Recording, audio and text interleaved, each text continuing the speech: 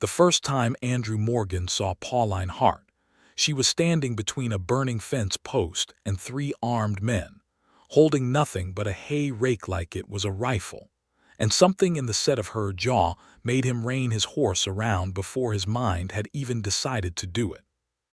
It was the spring of 1878, and the dust of the Kansas plains had followed Andrew Morgan for the better part of 11 years, ever since he was 18 years old, and had watched his father's homestead outside Abilene dry up and blow away in a summer that never once saw rain. He had buried his mother that same year, of fever, and his father 2 winters later, of a grief that never had a name but ate a man from the inside just the same. Andrew had learned early that the land could take everything a person loved and give nothing back but heartbreak, so he had made himself a promise on the day he rode away from that dead farm, a promise he had kept for 11 long years. He would never again put down roots. He would never again plant something and wait to see if it lived or died, because he could not bear to lose one more thing that grew. He drifted instead. He worked cattle drives from Texas to Dodge City, broke horses for ranchers who paid him in silver and never asked his history, slept under more stars than roofs, and told himself every single night that a man traveling light was a man who could never be broken twice. He was 29 years old now, lean and sun-darkened, with a scar above his left eyebrow from a rope that had snapped during a branding gone wrong, and calloused hands that had built 100 things he never stayed to see finished. That particular afternoon, he had been riding toward the town of Cedar Bend, a modest settlement along the Arkansas River in south-central Kansas, looking for work before the big cattle drives north began in earnest. He had heard there was a rancher named Silas Grady hiring hands to push a herd toward the railhead, and Andrew figured a few weeks of wages would carry him through until the next job appeared, the way it always did, the way it always would. What he found instead, half a mile before the town limits, was smoke rising thin and gray from a fence line, and a young woman standing her ground against 3 men on horseback who looked like they had never done an honest day's labor in their lives. Andrew slowed his horse to a walk and watched for a moment from the rise of the road.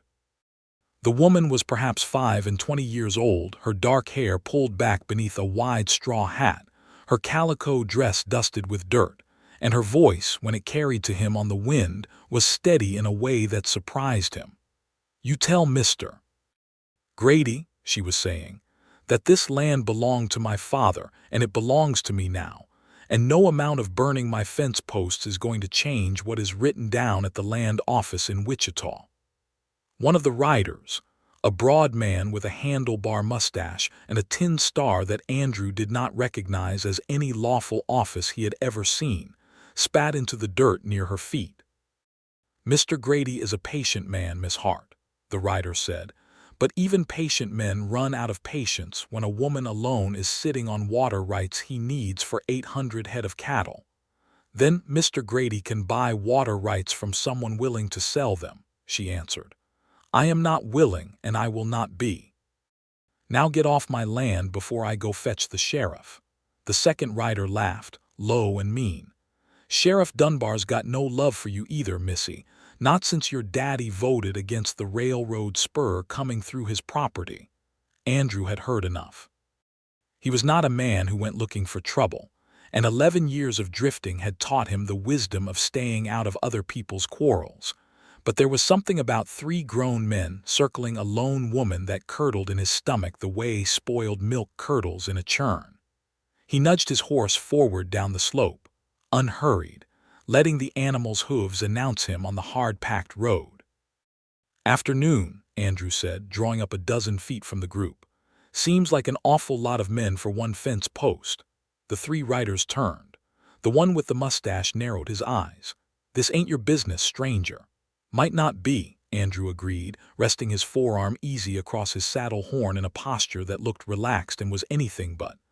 "But I've got a rule about riding past a lady in trouble, and that rule says I stop and ask if she wants my help before I ride on. So I'm asking." Pauline Hart looked at him then, really looked, and Andrew felt the weight of her gaze the way a man feels the sun come out from behind a cloud, sudden and warm and impossible to ignore. Her eyes were a deep hazel, flecked with green near the center, and there was no fear in them, only a tired, furious determination that made him think of a fence line holding against a flood. "I would be obliged," she said carefully, "if you would witness what these men are doing to my property so that when I speak to the sheriff, I have someone besides myself to say it happened." "Happy to witness," Andrew said, "and happy to do more than witness if it comes to that." The mustached man's horse shifted beneath him, and his hand drifted near the pistol at his hip. "You don't want to get into this, Cowboy. This is between Mr. Grady and the widow's daughter." "Widow's daughter has a name," Pauline snapped, "and I'm standing right here." Andrew let a slow breath out through his nose, keeping his hands visible, keeping his voice even, the voice he used on spooked horses and hot-headed drovers alike. "Seems to me," he said, "that 3 men against 1 woman is a poor showing for whoever sent you. I expect Mr. Grady would not want it said around Cedar Bend that his men needed 3 to face down 1 lady with a hay rake." There was a long pause, the kind that stretches out over a dusty road like a held breath. Then the second rider, younger than the others, muttered something about not getting paid enough for this, and the mustached man cursed under his breath and pulled his horse's head around. "This ain't finished," he said to Pauline. "Mr. Grady will be in touch." "He is welcome to send a letter," Pauline said, "like a civilized man, instead of sending you 3 to burn my fence." The riders spurred away in a spray of dust, and Andrew watched them go until they were small on the horizon before he finally swung down from his horse. Up close, Pauline Hart was smaller than she had seemed astride her own fury, maybe 5.5 feet of stubborn wool wrapped in a faded blue calico dress, her knuckles white around the handle of the rake she still had not set down. "Thank you," she said, and her voice wavered for just a moment before she caught it and steadied it again. "You did not have to do that." "No," Andrew agreed, "I didn't." "Then why did you?" He thought about that question longer than he expected to. "Guess I never did like watching something get torn down that somebody built with their own 2 hands, he said finally, nodding toward the smoldering fence post. "That your work?" "My father's," Pauline said, and something in her face closed like a door when she said it. "He built near every fence and every wall on this property. He passed this winter, of a lung sickness that never did have a proper name, and I have been trying to hold on to what he left me ever since." "I am sorry for your loss," Andrew said, and he meant it plainly, without the practiced condolence men often gave. "Everybody is sorry," Pauline said, "but sorry does not stop Silas Grady from wanting my water and my land, and sorry does not put out fires." She looked at the fence post, still smoking faintly, and then back at Andrew. "I don't suppose you know anything about fence building, do you, Mr. Morgan?" Andrew said. "Andrew Morgan. And yes, ma'am, I know a fair amount about fence building. I've built enough of them in my time to know how they're meant to stand." Pauline studied him for a long moment, the way a person studies a horse before they decide whether to trust it with a saddle. "I cannot pay much," she said finally. "But I have a spare room in the barn loft, and I can feed a man 3 meals a day if he is willing to work for it." Andrew opened his mouth to say no, the word already forming out of 11 years of habit, out of the promise he had made himself on a dead Kansas farm. But something in the tired hope on her face stopped the word before it left him, and instead he heard himself say, "I reckon I could stay a few days, just until that fence is standing again." "A few days," Pauline repeated as though testing the shape of the words. "That would be a kindness, Mr. Morgan." "Andrew," he said. "Just Andrew is fine." "Andrew then," she said, and for the first time since he had ridden down that slope she smiled, small and tired but real. "I am Pauline Hart." And that was how it began, though neither of them knew it yet, the way the biggest storms begin with nothing more than a shift in the wind. The Hart homestead sat on 160 acres along a bend of the Arkansas River, land that Pauline's father, Thomas Hart, had claimed under the Homestead Act back in 1868, when Pauline had been only a girl of 15, and her mother had still been alive to help break the sod. The house itself was a modest four-room structure of timber and sod brick, sturdy despite its plainness, with a covered porch that faced the river and a barn that Thomas Hart had built with the help of neighbors long since moved on or passed away. There was a vegetable garden gone half to weeds since the old man's death, a scattering of chickens, 6 milk cows, and grazing land that Silas Grady, whose ranch bordered the Hart property to the north and west, wanted very badly indeed, both for its river access and for the 200 head of cattle he intended to run through on the new rail spur being surveyed a few miles east. Andrew learned all of this over the course of his first evening at the Hart place, sitting at Pauline's kitchen table while she served him beans and salt pork and cornbread that was a little burnt at the edges, but tasted better than anything he had eaten in months of trail cooking. She talked as she moved around the small kitchen, filling the silence the way a person does when silence has become too heavy to carry alone, and Andrew found himself listening more closely than he had listened to anyone in a long while. "My mother died the year after we settled here," Pauline said, setting a cup of coffee in front of him. "Cholera, the same summer that took half the families along the river. My father never remarried, though there were women in town who would have had him. He said he had already found the only wife he wanted, and burying her once was enough grief for one lifetime. That's a hard kind of love," Andrew said, "the kind that only fits one person." "He taught me everything about running this place," Pauline continued, not quite hearing him, or perhaps hearing him too well and choosing not to answer directly.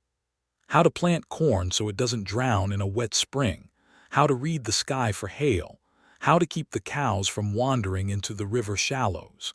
He always said a person who tends their own land learns things a person who only passes through never will." Andrew felt the words land somewhere near his ribs, though he did not think she had meant them as an accusation. "I expect that's true," he said carefully. "And you, Andrew Morgan," Pauline said, turning from the stove to look at him directly, "what is your story?" A man does not simply ride up and face down 3 of Silas Grady's hired men without some manner of backbone behind him, and backbone usually comes from somewhere. Andrew turned his coffee cup slowly between his hands. "Not much of a story," he said. "Grew up on a farm outside Abilene. Drought took it when I was 18. Lost my folks not long after. Been riding since, working cattle, breaking horses, whatever pays. I don't stay anywhere long. Never saw the sense in it." "Never saw the sense in staying," Pauline repeated softly, as though the phrase itself puzzled her. "What is the sense in never staying?" "A man who doesn't put roots down," Andrew said, "doesn't have to watch them get torn up." Pauline was quiet for a moment, studying him with those hazel eyes that seemed to see more than most people bothered to look for. "That sounds like a lonely way to live," she said finally, not unkindly. "It's a safe way to live," Andrew said. "Safe and lonely," Pauline said, "are not always different words for the same thing, but I suspect in your case they might be." She turned back to the stove before he could answer, and Andrew was left staring at the space where her gaze had been, feeling seen in a way that unsettled him more than any of Silas Grady's armed men ever could. The days that followed fell into a rhythm that Andrew had not expected to find comfortable, and yet found comfortable all the same. He rose before dawn to feed the stock, worked through the mornings rebuilding the fence line that Grady's men had damaged, and spent the afternoons repairing the barn roof, which had begun to sag in one corner from a winter of heavy snow. Pauline worked alongside him more often than not, her sleeves rolled to the elbow, her hands sure with hammer and nail despite the delicate look of her fingers, and Andrew found himself watching her out of the corner of his eye more than he watched the work in front of him. She was not what he had expected from a woman running a homestead alone. She did not wilt or wring her hands or wait for a man to solve her problems. She argued with him about the best angle to set a fence post, and more often than not, she was right. She knew the names of every cow by some private logic Andrew could not follow, calling them things like Duchess and Ornery Belle and Miss Prudence, and she scolded them with the same affectionate exasperation she might have used on children. In the evenings, after the work was done and the sun had gone down orange and gold over the river, she would sit on the porch with a mending basket and hum old hymns under her breath, and Andrew would sit nearby with his pipe, unwilling to admit even to himself how much he had come to look forward to that hour. It was on the 5th day, while they were clearing the last of the winter weeds from the vegetable garden, that Pauline first handed him the seed. "My father always kept a small orchard plan," she said, kneeling in the dirt with a paper packet in her hand. "He never got around to it before he took ill. Apples mostly, though he talked once about pears." She opened the packet and tipped a single seed into her palm, small and brown and unremarkable, the kind of thing a man might not notice if it fell into the dust at his feet. "This is the last of his seed stock. I have been meaning to plant it, but I never seem to find the right day." "Any day looks about the same for planting a seed," Andrew said, watching her. "That is not true at all," Pauline said, looking up at him with something like amusement. "You plant a seed on a day you believe you will be there to see it grow. Otherwise, what is the point?" Andrew felt the words settle into him strangely, the way a stone settles into still water, sending ripples out long after it has sunk from sight. "I suppose that's one way to look at it," he said. Pauline held out her palm, the seed small and dark against her skin. "Would you plant it, Andrew? My father would have liked knowing a man with your hands put it in the ground. He should have said no." Every instinct built over 11 years of hard-won solitude told him to say no, to remind her that he was a man passing through, a man who would finish this fence and ride on to Grady's cattle drive or another one just like it, a man who had no business planting anything that was meant to grow roots and stay. But he found himself reaching out anyway, and the seed dropped into his palm light as a whisper, and he could not, for the life of him, make himself hand it back.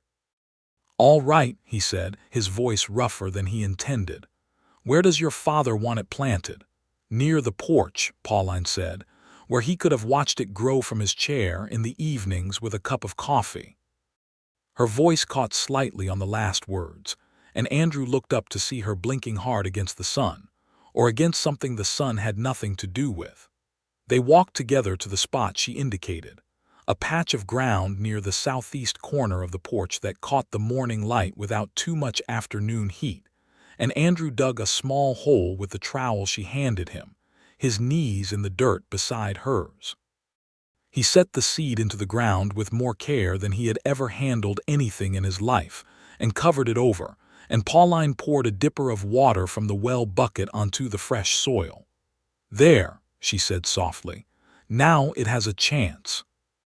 Andrew looked at the small mound of disturbed earth, no bigger than a coin, and felt something shift inside his chest that he did not have a name for yet, though he would come to understand it later as the exact moment his careful, roving heart had begun, without his permission, to put down its very first root. "You'll have to write and tell me how it grows," he said, half joking, already preparing the excuse he would need when the fence was finished and it was time to ride on. Pauline looked at him with an expression he could not quite read. "I would rather you stay to see it yourself," she said simply, and then stood and brushed the dirt from her skirt and walked back toward the house, leaving Andrew kneeling by the seed with his heart pounding in a way that had nothing to do with the Kansas sun.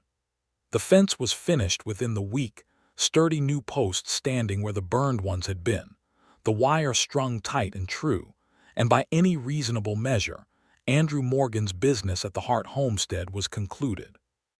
He told himself this every morning as he woke in the barn loft, and every morning he found some new reason to delay his departure. The barn roof needed another day of patching. The well pump was sticking and wanted oiling. Pauline mentioned, almost too casually, that her father's old plow horse had gone lame and someone ought to look at its hoof before it worsened. Andrew looked at the hoof. He fixed the pump. He patched the roof a second time, though it did not strictly need it. And all the while, the seed by the porch sat buried in the dark earth, and Andrew found himself checking it each morning with an anxious hope. He had not felt about anything in a very long time, half afraid that something so small and fragile could not possibly survive, half afraid of how much he wanted it to. It was during this stretch of borrowed days that Silas Grady himself came calling. He arrived on a fine bay gelding, dressed in a black coat too formal for the dust of a working ranch, flanked by the same mustached rider who had threatened Pauline before, though this time the man kept a respectful distance, standing by the horses while Grady approached the porch alone. Grady was perhaps 50 years old, silver-templed and broad through the shoulders, with the kind of easy, confident smile that men wear when they have never once in their lives been told no and made to accept it. "Miss Hart," he said, removing his hat with theatrical courtesy. "I understand my men gave you some trouble last week. I have come to apologize and to make you an offer." Pauline stood on the porch with her arms crossed, and Andrew came to stand a few steps behind her, close enough to be present, far enough to let her speak for herself.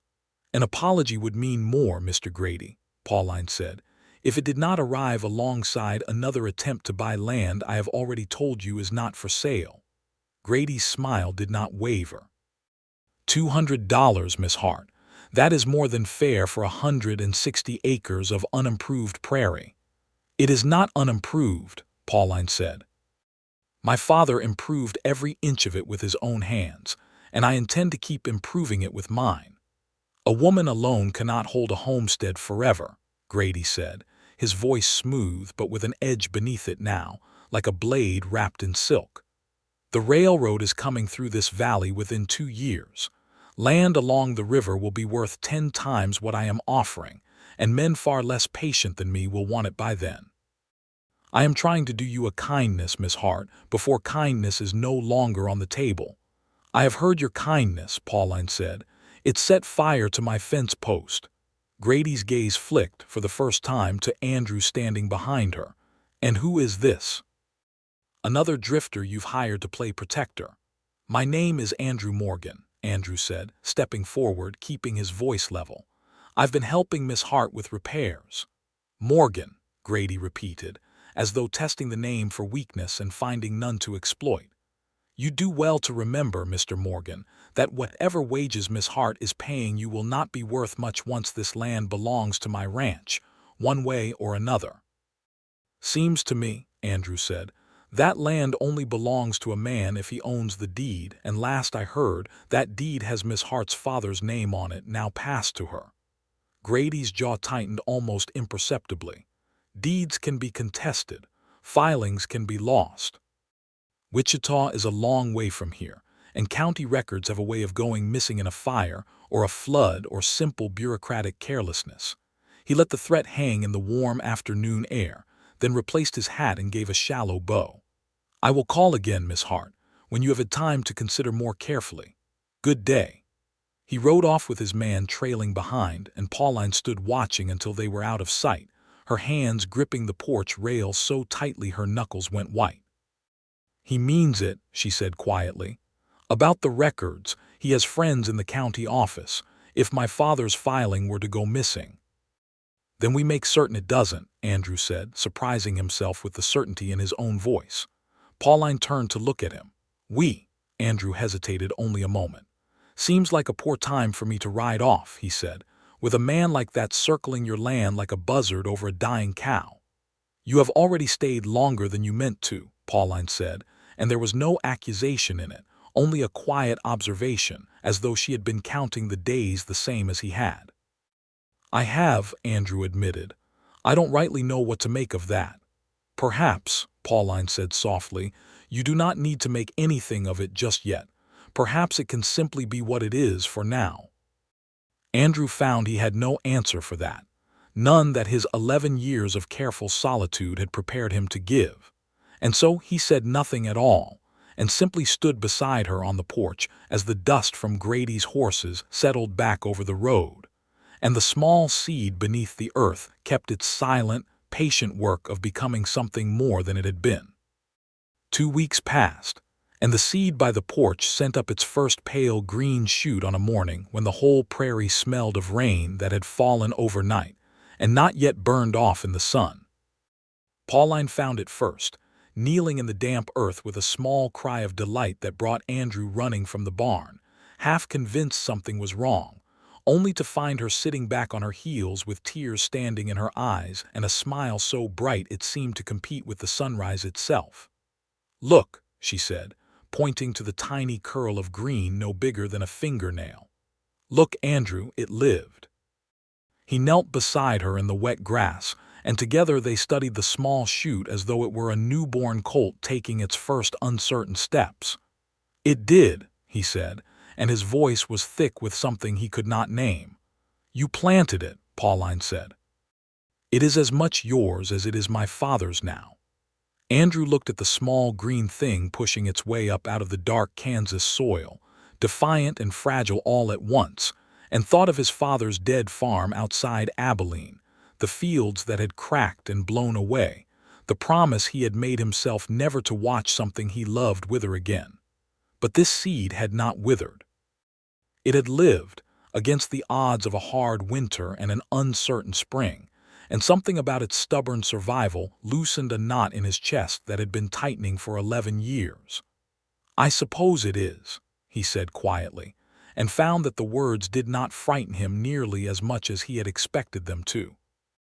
Over the following weeks, the town of Cedar Bend began to take notice of the cowboy who had stayed on at the Hart place far longer than any hired hand had reason to.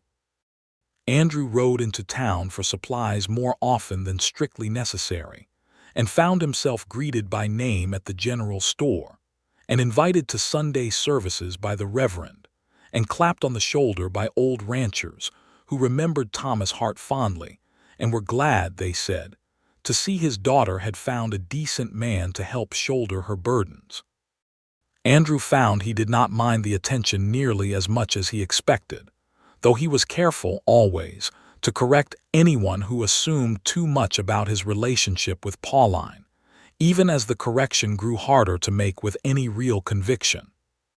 It was at the spring social, held in the Cedar Bend Town Hall on the first warm Saturday in May, that Andrew finally admitted to himself, with the particular clarity that sometimes comes over a man at the worst and best possible moments, that he had fallen in love with Pauline Hart. The hall was strung with paper lanterns and smelled of beeswax candles and fried chicken, and the perfume of a dozen young women hoping to catch the eye of Cedar Bend's eligible bachelors. A fiddler and a man with a guitar played reels in the corner, and the floor was crowded with couples turning and stamping in time to the music.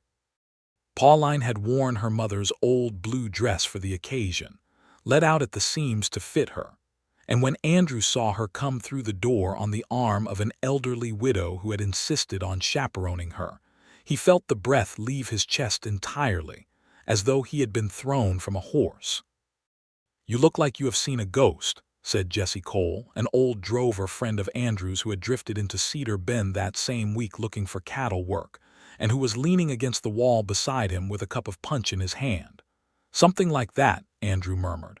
"That the Hart girl you've been fixing fences for?" Jessie asked, following Andrew's gaze. "That's her."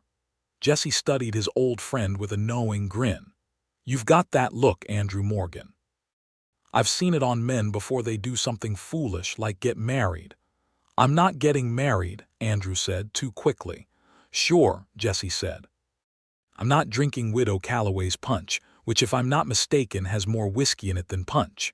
He clapped Andrew on the shoulder and wandered off toward the refreshment table, leaving Andrew alone with the sight of Pauline crossing the room toward him, her cheeks flushed pink from the warmth of the crowded hall, her eyes bright with something that made his heart stumble over itself. "Andrew," she said, a little breathless, "I did not expect you to come." "I did not expect to come either," he admitted. "But I found myself here all the same. Will you dance with me?" she asked, and there was a vulnerability in the question that undid him more thoroughly than any of Silas Grady's threats ever had. "I'm not much of a dancer," Andrew said. "Neither am I," Pauline said, "but I would rather stumble through a reel with you than dance perfectly with any other man in this room." He took her hand, and they moved onto the floor together, and if his steps were clumsy and hers not much better, neither of them seemed to notice or care. The fiddles sang, and the lantern swayed overhead, and Pauline laughed when he turned the wrong direction and nearly upset a matron's punch cup, and Andrew thought, with a kind of dazed wonder, that he could not remember the last time he had felt this unguarded, this present, this entirely unwilling to be anywhere else in the world. When the music slowed into a waltz, Andrew drew her closer than propriety strictly allowed, and Pauline did not pull away. "I have been thinking," she said softly, her voice pitched just for him amid the noise of the hall, "about what you said that first day, about never wanting to plant roots because you could not bear to watch them torn up again." Andrew's chest tightened. "I remember. I think," Pauline continued, "that a man who is truly determined never to feel anything does not stay 6 weeks past when his work is finished. He does not check a seedling every morning before the sun is fully up. He does not dance a waltz he claims not to know how to dance, holding a woman he claims means nothing more to him than a fence he was hired to mend." "I never said you meant nothing to me," Andrew said quietly. "No," Pauline agreed. "You never said what you meant at all. I am asking you to say it now." Andrew looked down at her upturned face, at the hazel eyes that had seen through his careful distance from the very first day, and felt the last of his defenses crumble like a sod wall in a spring flood. "Pauline Hart," he said, "I came to Cedar Bend looking for cattle work and nothing more, and instead I found a woman who makes me want things I swore off a long time ago. I don't rightly know how to be a man who stays. But I know that riding away from you would hurt worse than anything that drought or fever or grief ever did to me, and that scares me more than I know how to say." Pauline's eyes shone with unshed tears, though her smile was radiant. "Then do not ride away," she said simply. "Stay, and let us find out together how a man learns to stay." The music ended, and the dancers around them applauded the fiddler, and neither Andrew nor Pauline moved for a long moment, standing close together in the warm, lantern-lit hall, the whole noisy celebration around them fading to something distant and unimportant beside the quiet enormity of what had just passed between them. It was 3 days after the social that Silas Grady's true nature revealed itself in full, and the fragile peace Andrew and Pauline had begun to build was tested in a way neither of them had anticipated. Andrew had ridden into Cedar Bend that morning to collect supplies and post a letter, and it was there, outside the general store, that he encountered Sheriff Dunbar, a heavy-set man with tired eyes and a reputation, Andrew had gathered, for looking the other way whenever Silas Grady's interests were at stake. "Morgan," the sheriff said, tipping his hat with less warmth than the gesture usually implied, "I hear you've taken up permanent residence at the Hart place." "I've been helping Miss Hart with repairs," Andrew said carefully. "Word around town is it's more than repairs." Dunbar's eyes narrowed slightly. "Mr. Grady wanted me to pass along a message. Seems the county land office in Wichita has had some trouble with its filing records. A fire in the record room back in March. Several deeds lost entirely, including, as it happens, the filing for the Hart property." Andrew felt a cold dread settle into his stomach.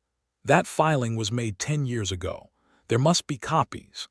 "Copies can be disputed in court," Dunbar said, with the air of a man reciting a script he had been given rather than words of his own conviction. "Mr. Grady intends to file a claim of his own on the grounds that the land has gone improperly documented, and without a woman on her own able to prove clear title, a judge might well find in his favor." "That's theft dressed up in law books," Andrew said, his voice hard. "That's the way of things sometimes out here," Dunbar said, not quite meeting Andrew's eyes. "I'd advise Miss Hart to reconsider Mr. Grady's offer before this goes any further. It would go easier for everyone." Andrew rode back to the Hart homestead with his jaw clenched so tight it ached, and found Pauline in the garden, tending the small apple seedling that had grown, in the weeks since it first broke the soil, to nearly a foot in height, its first true leaves unfurling green and tender in the May sunshine. He told her everything the sheriff had said, and watched her face go pale and then hard with a fury that reminded him, not for the first time, of the woman who had stood alone against 3 armed riders with nothing but a hay rake. "He cannot simply erase my father's claim because it is convenient for him," Pauline said, though her voice trembled with the effort of staying calm. "No," Andrew agreed, "but he can make it very difficult to prove otherwise if the original filing truly is gone." Pauline sat back on her heels beside the young apple tree, her hands still dark with garden soil. "My father kept a copy of everything," she said slowly, as though working through a memory long buried. "He did not trust the land office even then, said paper had a way of disappearing when men with money wanted it to. There is a strong box in the floor beneath his bed. I have not opened it since he passed. I could not bring myself to." "Pauline," Andrew said gently, "I think now might be the time." They went into the house together, into the small bedroom that had belonged to Thomas Hart and that Pauline had left largely untouched since his death, out of a grief too heavy to disturb. Beneath the bed, hidden under a loose floorboard that Andrew pried up with the edge of his knife, they found a small iron strongbox, dusty but intact. Pauline's hands shook as she worked the simple latch, and inside, wrapped in oilcloth to protect against damp, they found a bundle of papers. The original homestead patent, signed and sealed by the land office in 1868, along with letters, a marriage certificate, and tucked at the very bottom, a duplicate deed that Thomas Hart had apparently paid a Wichita lawyer to prepare and notarize as insurance against exactly the kind of trouble his daughter now faced. Pauline held the duplicate deed in both hands, staring at her father's careful signature, and began to cry, not from grief this time, but from something like relief mixed with an aching gratitude for a man who had loved her enough to guard against dangers he could not have known she would one day face without him. "He knew," she whispered. "He must have suspected something like this could happen. He was protecting you," Andrew said, "even after he was gone." Pauline looked up at him, tears bright on her cheeks. "We have to get this to a judge before Grady's claim can be heard. If his filing goes forward first, even a true copy might not be enough to stop it quickly." "Then we ride to Wichita," Andrew said, "tonight, before Grady can move any faster than we do." It was a hard ride, nearly 40 miles through darkening country, but Andrew had crossed harder ground in worse weather more times than he could count, and Pauline proved herself, once again, no fragile flower wilting under difficulty. She rode astride rather than side saddle, her skirts hitched practically for the journey, and kept pace with Andrew mile after mile without complaint, though he could see the exhaustion creeping into her posture as the night wore on. They stopped only briefly to rest the horses at a creek crossing, sharing a canteen of water and a strip of dried beef in tense silence, both of them too aware of the stakes to waste breath on conversation. They reached Wichita in the gray hour before dawn, and Andrew used the last of his trail money to secure 2 rooms at a modest boarding house, insisting Pauline rest for a few hours before they sought out the county courthouse, and whatever judge might be willing to hear an emergency filing. Pauline protested that she could not possibly sleep with so much at stake, but exhaustion overruled her will within the hour, and Andrew sat outside her door through what remained of the night, unwilling to be far from her, unable to sleep himself for the churning worry of what the coming day might bring. The county courthouse opened at 8 o'clock, and Pauline, dressed in her cleanest traveling clothes with her father's original patent and the notarized duplicate deed clutched in a leather satchel, presented herself to the county clerk with a composure that Andrew admired even as he stood close beside her, ready to speak on her behalf if needed. The clerk, an older man with spectacles and an unhurried manner, examined the documents carefully, comparing seals and signatures against a ledger of registered filings. "This appears to be entirely in order, Miss Hart," the clerk said finally. "I see no record of your original filing in our current books, which is troubling, but this duplicate, properly notarized in 1868 by a licensed attorney of this county, should stand as sufficient proof of clear title regardless of what became of the original documents. I will enter this into the record this morning, and I will personally see that it is noted as taking legal precedence over any competing claim, particularly one made under suspicious circumstances so soon after a fire that, I might add, several other landholders in this county have found curiously convenient for Mr. Silas Grady's interests. You know of others? Pauline asked, startled. Miss Hart, the clerk said, lowering his voice slightly, you are not the first to come to me with a story like this, though you are the first to arrive with proof so thorough. I will be recommending to the district judge that Mr. Grady's recent land claims in this county be reviewed with considerably more scrutiny than they have received so far. Justice moves slowly in these territories, but it does move when given the evidence to move upon. Pauline's knees seemed to weaken with relief, and Andrew steadied her with a hand at her elbow, feeling his own chest loosen for the first time in what felt like days. Thank you, Pauline said, her voice thick. You do not know what this means. I believe I have some idea, the clerk said kindly. Go home, Miss Hart. Your land is yours, on paper and in law, and I will make certain the record reflects it clearly enough that no amount of Mr. Grady's money can muddy it again.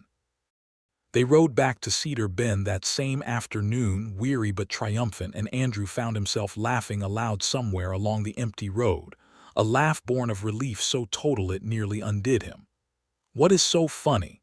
Pauline asked, though she was smiling too, unable to help herself. Nothing, Andrew said. Everything. I have not felt this light since I was a boy, before the drought, before any of it.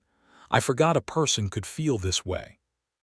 Perhaps, Pauline said, that is what happens when a person stops running long enough to let good things catch up to them.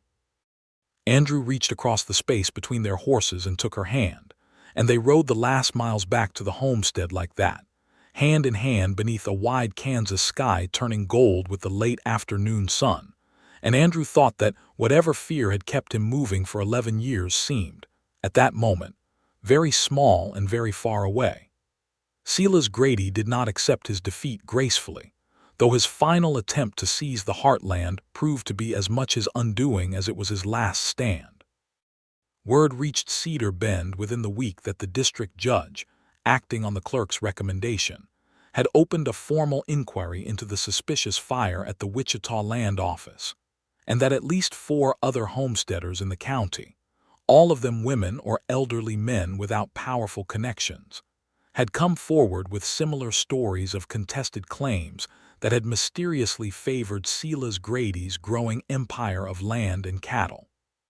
The inquiry was slow, as these things always were, but it was thorough, and within 2 months a grand jury had returned findings sufficient to see Grady's foreman, the mustached rider who had threatened Pauline that first day, arrested for arson and fraud, with testimony that implicated Grady himself deeply enough that he found it prudent to sell off half his holdings and retreat to Kansas City before formal charges could be filed against him personally.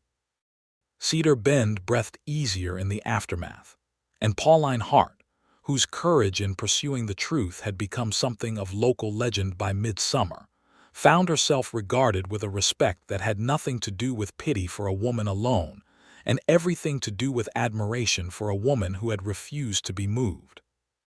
Andrew Morgan, for his part, found that the seed he had planted that first week continued to grow steadily through the summer months, its slender trunk thickening, its leaves spreading wide and green against the porch railing, and found too that his own roots, the ones he had sworn for 11 years never again to grow, had taken hold in the Kansas soil just as surely and just as irreversibly. It was in late July, with the apple seedling now waist-high and Pauline's garden heavy with the first tomatoes and squash of the season, that Andrew finally worked up the courage to ask her the question that had been building in him since the night of the spring social. He asked her at sunset, on the porch where the seed had first been planted, with the sky turned the deep orange and violet of a Kansas evening, and the tree between them standing as a quiet witness to everything that had grown between them since the day Andrew Morgan had ridden down a dusty slope and refused to ride past a woman in trouble. "Pauline," he said, and found his voice unsteady in a way it had not been even facing down Grady's men. "I have spent 11 years telling myself that a man who never stays anywhere can never lose anything worth losing. I believed that with my whole heart, right up until the day I met you." Pauline set down the mending in her lap and looked at him, her eyes soft in the fading light. "I don't have much to offer a woman," Andrew continued. "No land of my own, no great fortune, nothing but 2 good hands and a heart that has finally figured out what it wants after wandering longer than it should have. But I love you, Pauline Hart, more than I have ever loved anything or anyone in my life, and I would consider it the greatest honor a man could ask for if you would agree to be my wife." Pauline's eyes filled with tears, though her smile was the brightest thing on that whole darkening prairie. "Andrew Morgan," she said, "I have been waiting for you to ask that question since the night you danced with me and told me you did not know how to stay. I think you have proven every single day since that you know exactly how to stay when the staying is worth it." She reached across the small space between their chairs and took his hands in hers. "Yes, yes, I will marry you, and gladly." He kissed her then, gently, beneath the young apple tree that had grown from a single seed she had placed in his palm on a spring morning that felt now like it belonged to another lifetime entirely, though it had been only a handful of months. The tree's leaves rustled softly in the evening breeze, as if in quiet celebration of its own, and somewhere in the growing dark, a whippoorwill began to call, and Andrew Morgan thought that he had never in his whole roving life felt so entirely and gratefully at home. They were married on the first Saturday of September, in the small white church at Cedar Bend, with Reverend Ashby presiding and half the town in attendance, drawn by genuine affection for Pauline and a curious fondness that had grown, over the summer, for the quiet cowboy who had ridden into town looking for cattle work, and stayed to become one of their own. Jesse Cole stood as Andrew's best man, grinning through the whole ceremony as though he had known all along how it would end, and Widow Calloway, who had chaperoned Pauline to the spring social, cried into a lace handkerchief through the vows and declared afterward that it was the finest wedding Cedar Bend had seen since before the war. Pauline wore her mother's blue dress once more, altered this time with new lace at the collar that she had sewn herself over long summer evenings, and Andrew wore a new black coat purchased with money he had, for the first time in 11 years, been saving rather than spending as fast as it came in, because a man planning to stay somewhere, he had discovered, thought about money quite differently than a man planning only to drift. "Do you, Andrew Morgan, take this woman to be your lawful wife?" Reverend Ashby intoned, "to have and to hold in sickness and in health, forsaking all others, for as long as you both shall live?" "I do," Andrew said, and the words came easier than he had ever imagined such words could come, easier than breathing, easier than anything he had done in his whole restless life. "And do you, Pauline Hart, take this man to be your lawful husband, to have and to hold in sickness and in health, forsaking all others, for as long as you both shall live?" "I do," Pauline said, her voice clear and unwavering, the same voice that had once stood down 3 armed riders over a burning fence post, now given entirely and joyfully to the man beside her. They kissed to the cheers of the assembled town, and rode back to the homestead that evening in a wagon decorated with wildflowers by the young women of Cedar Bend, and Andrew carried his new wife across the threshold of the house her father had built, into a home that was, from that day forward, as much his as it was hers. The years that followed were not without their hardships, for the Kansas prairie never gave up its gifts without demanding something in return. There was a drought in 1881 that threatened the corn crop, though careful management of the river water and the good fortune of a well Andrew had dug deep the previous winter carried the Hart Morgan homestead through when neighboring farms failed. There was a hard winter in 1883 that took 2 of their cattle and nearly took Andrew himself, caught in a blizzard while searching for a lost calf, saved only by his own hard-won knowledge of reading the land and finding shelter in a shallow ravine until the storm passed. There were disagreements, too, the ordinary friction of two strong-willed people learning to share a life, quarrels over money and cattle prices, and whether to expand the orchard or invest in more breeding stock. Quarrels that were always, in the end, resolved with the particular tenderness of two people who had chosen each other deliberately and never took that choice for granted. But there was joy far more abundant than hardship.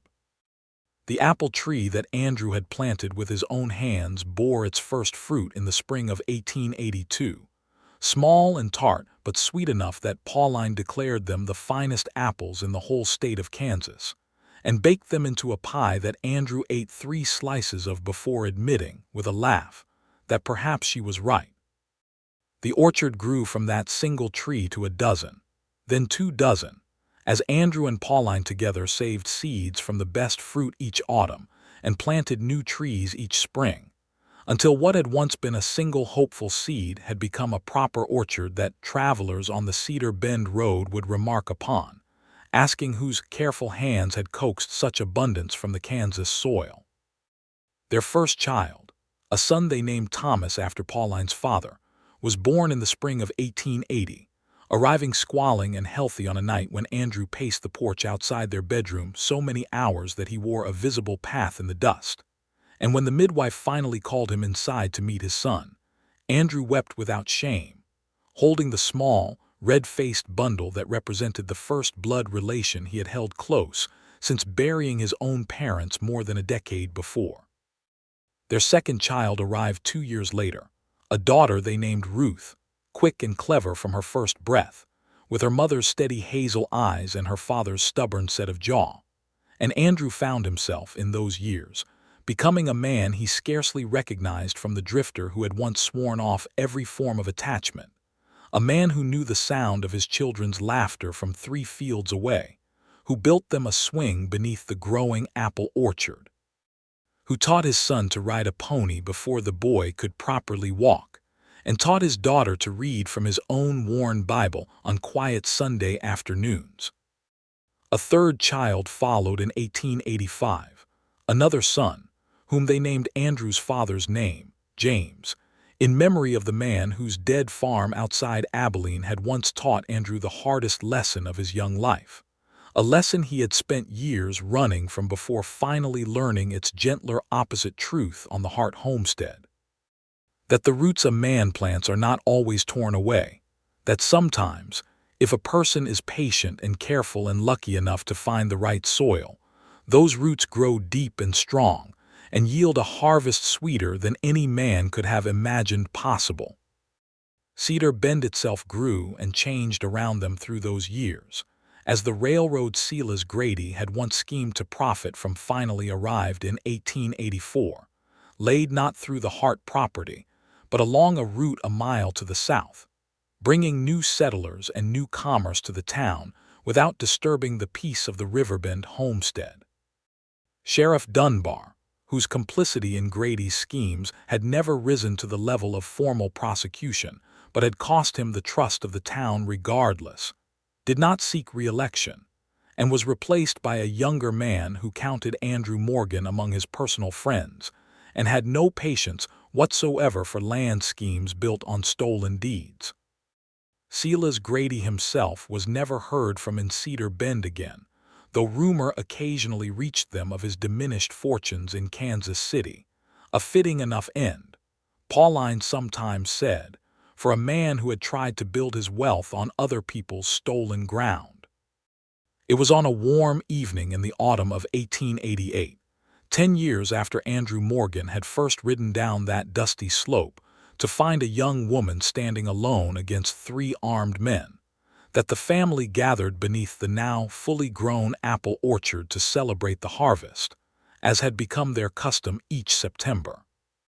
Thomas, 8 years old now and already showing his grandfather's steady hands with horses, helped his father carry baskets of apples from the trees.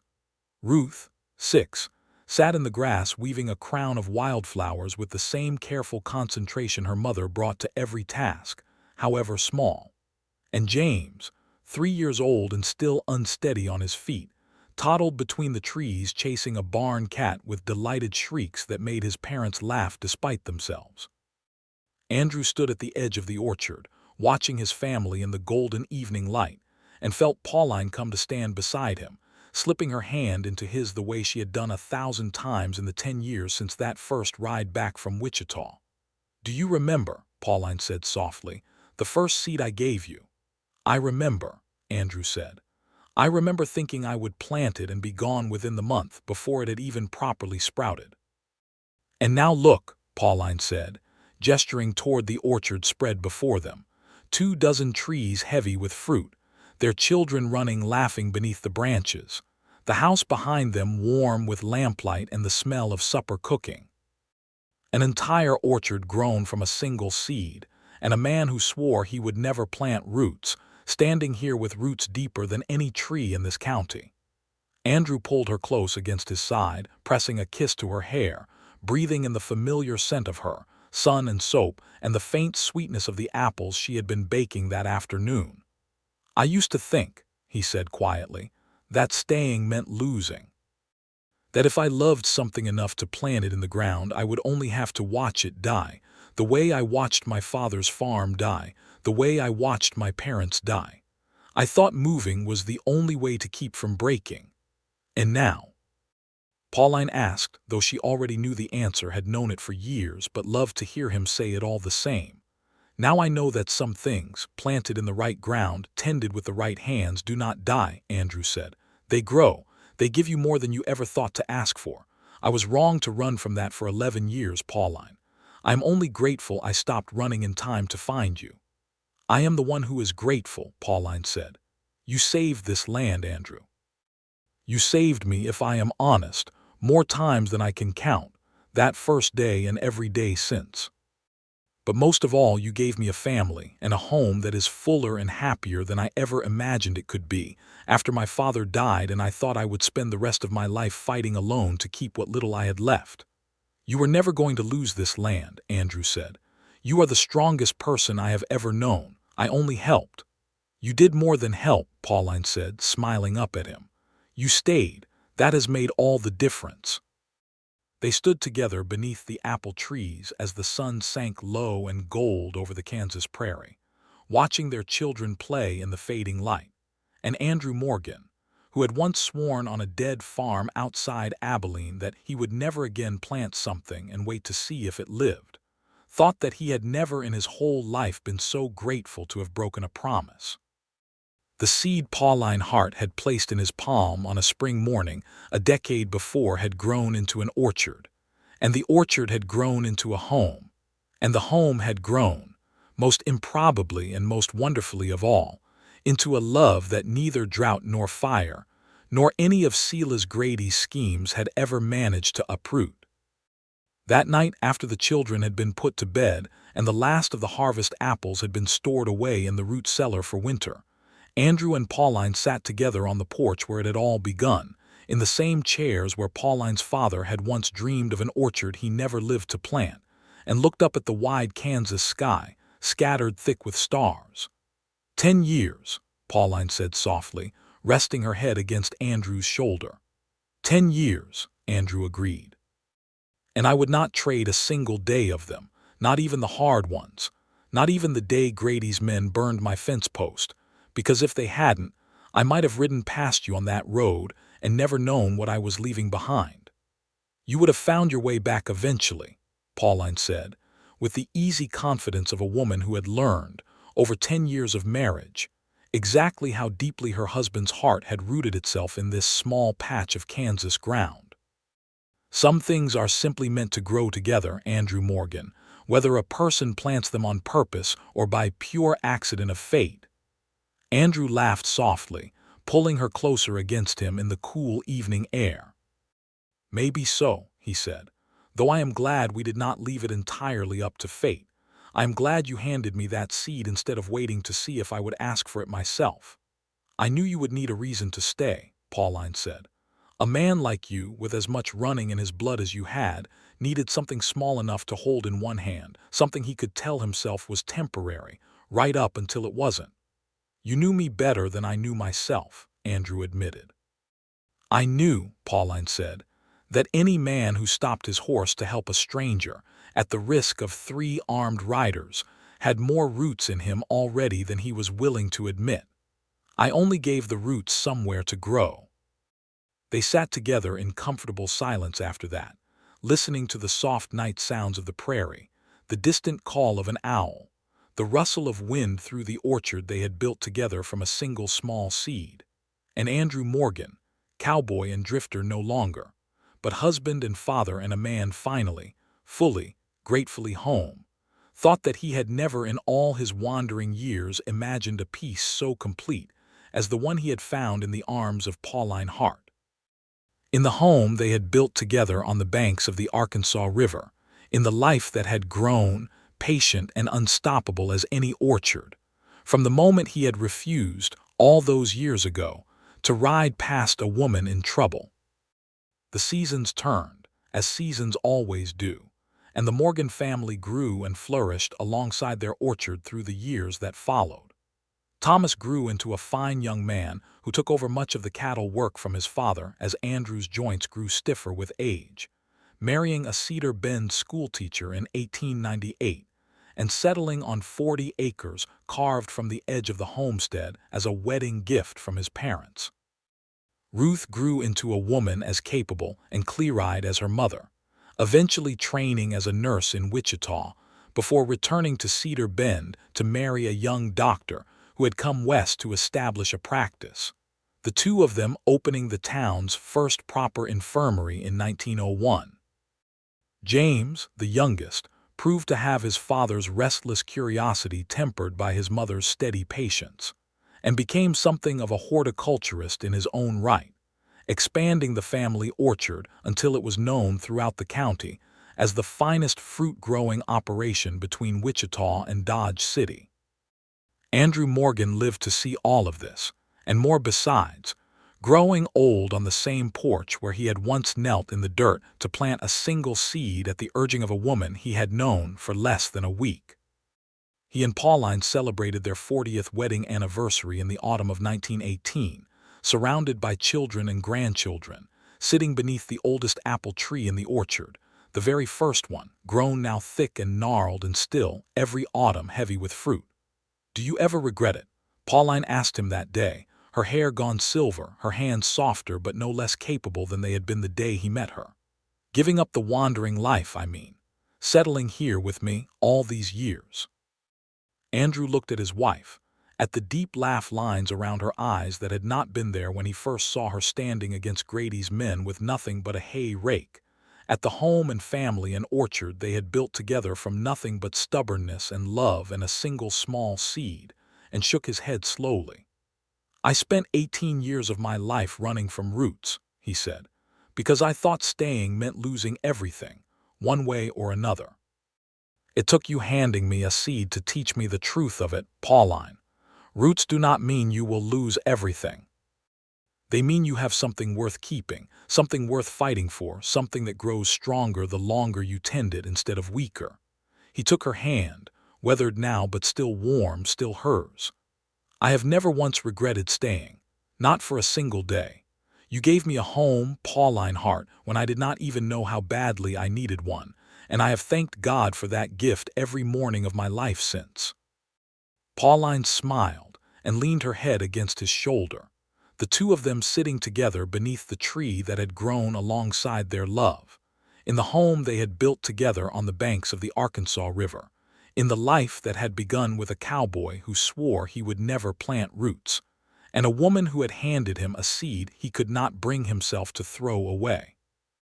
The orchard stood for generations after that, tended first by their children and then by their grandchildren, a living monument to two people who had found, against every hardened expectation, that the deepest kind of love was the kind that took root and grew, patient and unstoppable, through every season a life could offer, until it became something far greater than either of them could have imagined on the dusty spring day their story first began.